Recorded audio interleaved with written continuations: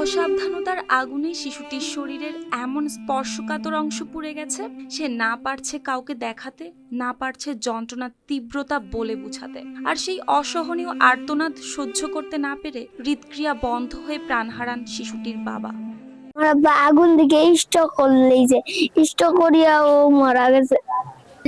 যে কষ্ট হয় আমি সারাই ঘুমাই, আবার উঠি যায়, আবার উঠতে আর ঘুমাইতে পারে না। যে জ্বালা যন্ত্রণা ওরে আর আপনিও তো উঠে না কিছু না। সিলেটের জৈন্তাপুরে শীত নিবারণের জন্য জ্বালানো আগুন থেকে ঘটে যায় এমনই হৃদয় বিদারক ঘটনা। শীত পোহাতে আগুনের পাশে দাঁড়িয়েছিল শিশু আব্দুল্লাহ আল মুমিন। অসাবধানতাবশত আগুন ধরে যায় তার পরনের লুঙ্গিতে। মুহূর্তের মধ্যেই আগুন ছড়িয়ে পড়ে তার 2 পা থেকে কোমর পর্যন্ত। এতে গুরুতর দগ্ধ হয় মুমিন। আপনার রুচির সাথে মানানসই স্টাইলিশ সব ডিজাইন থেকে বেছে নিন জংমুক্ত ও long lasting shine basin tap. Fittings shine তো সবকিছু ফাইন।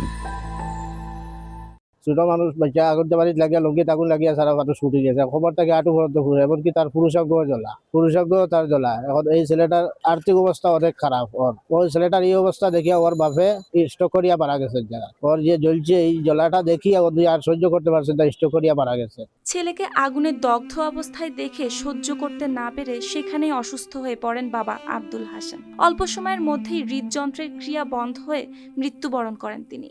এভাবে যেন শোকের সঙ্গে পথে বসে গেল পুরো পরিবার।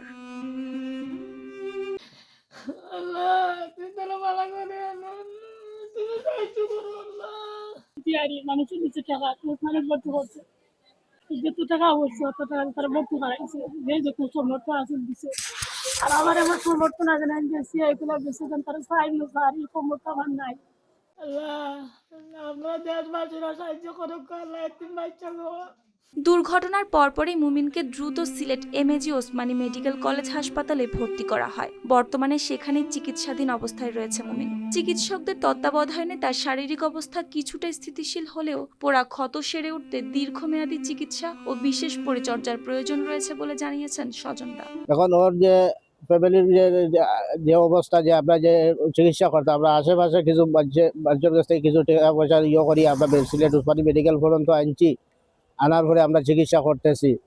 এখন এই যে টাকা ভবিষ্যতের সামনে যে আমরা চিকিৎসা করার আমাদের মধ্যে আর ক্ষমতা নাই। হঠাৎ করে পরিবারের উপার্জনক্ষম ব্যক্তির মৃত্যু আর পুড়ে যাওয়া শিশুর চিকিৎসার খরচ দুর্বিষহ করে তুলেছে গোটা পরিবারকে। এই অবস্থায় সরকারি ও বেসরকারি পর্যায়ে বিত্তবানদের সাহায্য চান স্বজনরা। এখন আমরা এটাই চাই যে আমরা আশেপাশে যারা আছি, যারা বিত্তবান যারা আছে, আমরা হেল্প করি, যারা মন মানসিকতা ভালো আছে, যে এই বাচ্চাটারে যদি বাঁচাইতে চাই, আপনারা আশেপাশে যারা আছে বিত্তবান, আমরা সব একটু সহযোগিতা করতাম এই ছেলেটার জন্য, এই ছেলেটার চিকিৎসার জন্য। আমার সমর্থন নাই, আমি যদি বেঁচে তারা বাঁচাবো, আমরা সাহায্য করলে বাঁচত, আল্লাহ বাঁচাইতো, আপনারা উচিত না। এখন দগ্ধ শিশুটির চিকিৎসা থমকে আছে টাকার অভাবে। একটু মানবিকতার হাত বাড়িয়ে দিলে হয়তো বাঁচানো যেত শিশুটির স্বাভাবিক জীবন, আর অনিশ্চয়তার অন্ধকার থেকে মুক্তি পেত ওই পরিবারটি। যে জ্বালা যন্ত্রণা ওরে নিউজ ডেস্ক, RTV।